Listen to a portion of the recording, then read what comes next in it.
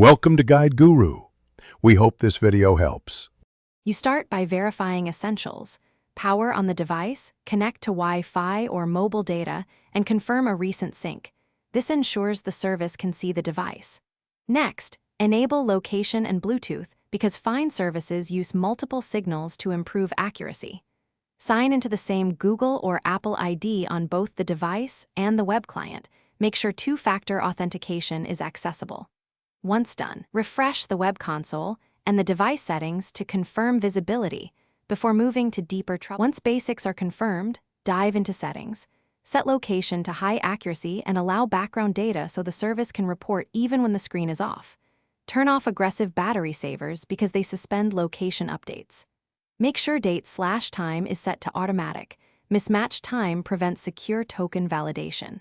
Test by using WebLocate or a ping. Watch the last known location timestamp. If the device fails to respond, check GPS signal and switch between Wi-Fi and mobile data to isolate connectivity issues. For final fixes, reboot the device and clear the Find app cache. If that fails, reinstall the app or update the OS to the latest patch because many issues are resolved by updates. If the device is missing or stolen, immediately mark it as lost, lock it remotely, and notify your carrier. Use the IMEI for reporting and tracking if available. If problems persist, sign out and back into your account, perform a network reset, and consider a factory reset only as a last resort after backing up important data. Thanks for watching. Consider subscribing if we helped you today.